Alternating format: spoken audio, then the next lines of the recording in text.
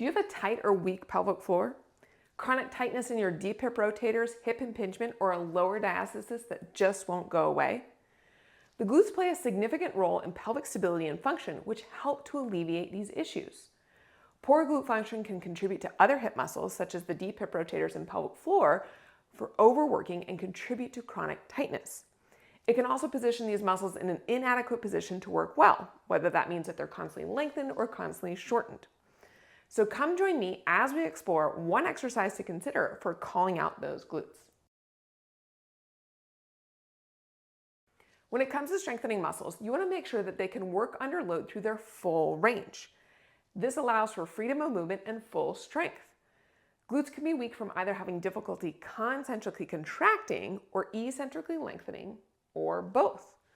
Today, I'm going to give you a new lens on a commonly given exercises to encourage concentric contraction of those glutes, the clamshell. Just like anything, it's not always about what you do, but how you do it. You can either use exercises to rewire new habits and patterns for decreasing symptoms and improving strength, or for reiterating old ones, which will limit progress and continue to consistent symptoms. Concentrically, the glute max drives hip extension and external rotation. You can drive this action from the femur moving on the pelvis or from the pelvis moving on the femur. The clamshell variation we're going to do today is going to focus on the pelvis movement on the femur and use it as a repositioning exercise for the pelvis. The idea of a repositioning exercise is to restore the portion of the range of motion that is possibly lacking in that area to help improve muscle length tension relationship in not only the muscle that you're working on, but all the other muscles that attach to the pelvis. So let's dive in and see how I'm going to take your clamshells to the next level. This clamshell variation was first introduced to me through the Posterior Restoration Institute. So the idea with this exercise is that as a whole, we want that pelvis to be able to, this is the inlet at the top, achieve inlet internal rotation and then inlet external rotation. This exercise is going to emphasize one-sided inlet external rotation. External rotation helps with full push-off, full counter-nutation of the pelvis, and internal rotation is going to encourage eccentric lengthening and loading into that hip and nutation of the sacrum. If that pelvic floor can't get supported by that glute max and getting its full push-off, then it's trying to work and engage, but from an overly lengthened state, which can contribute to tightness. We can also think how a muscle that's not fully engaged and shortened will then have a hard time to then eccentrically lengthen with control. So yes, sometimes we can feel tightness in our posterior hip and deep hip rotators because the posterior hip is in more of a shortened state and stuck inlet external rotation. However, other times we can feel that tightness, but it's because the muscles are in an overly lengthened state or they're overworking because the bigger muscles aren't there to support them.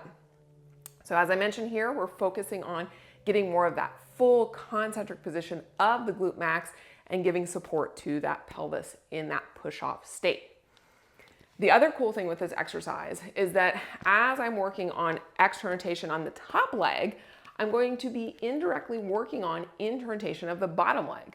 So I might be using it here for the right glute, or I could be using this position to help what's happening in the left hip. So as we go to lay on the left side, I'm going to shift my right hip up and over, and you can see how that's going to encourage some opening in the bottom hip. So let's go ahead and dive in to see what I'm talking about. So first things first, the setup is in, or the devil's in the details with the setup, right? That's going to really help set us up for success. So we're going to lay it on the left side here, and I like using a foam roller to start off to help support the leg and facilitate the hip shift that we need to have happen. Our feet are going to be grounded on a wall or something firm, and we're making sure that this top foot is kind of parallel to the ground versus starting elevated there. You can always put a yoga block between your feet if that helps with the grounding. Then we're going to make sure that our rib cage and pelvis is stacked. This is going to be in a few different planes of motion. We're making sure that our rib cage isn't back behind our hips, is not forward in front of our hips, but if I was back against a wall, that the back of my shoulders and my bum were up against a wall and flat. Then we're making sure that my pants line and bra line are vertical and parallel to each other. That sometimes might mean thinking about if this top hip likes to hike up, maybe I need to reach it towards the wall here and have a hand here to help encourage that. Other times it could be maybe you tend to drop that hip and maybe you need to let it come up and settle and create more compression into this bottom hip. So kind of playing with that and looking in a mirror, recording to see what that means in your body to get your bra line and pants line parallel. Now, for the bra line, we're looking for this little bit of lift here like a mouse hole, and this is helping to establish good oblique stability here to then move the pelvis from. Sometimes the limiting factor is more about what's going on in this bottom side rib cage versus what's going on in the hips. So you might need to detour into addressing that before coming back to the hips. In the meantime, you could also put a small towel roll here to help support those bottom side ribs and obliques. Now, as we go to do the movement, we're going to first shift this top hip forwards over the bottom one, making sure that that pants line stays vertical and the bra line stays vertical with that little mouse hole throughout the movement. This shift is going to help position the backside of my bum kind of up towards the ceiling and this pelvis into more of that inlet ER position before I even go to lift that knee up. Too often people are doing the clamshell exercise where they're just lifting up and down. And in this position, it's found to use more of your lateral thigh and your hip flexors versus using your glutes. So really encouraging that hip shift to happen where you're looking to get your top knee a couple inches ahead of that bottom knee is going to help you be able to use this entire glutes on the top side to pick that leg up instead of using lateral thigh or shin. Now, there can be some limiting factors to making that action happen, and we also have to think about how we're shifting forwards. So first, to talk about how we're shifting forwards, you want to think about the top and the bottom of your pelvis shifting equally over this left side.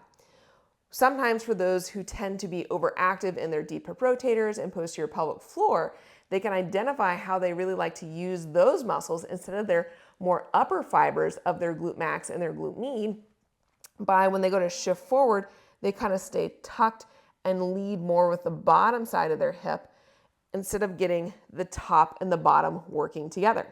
For those individuals, they might have to think more like someone is shoving the top part of the pelvis forward.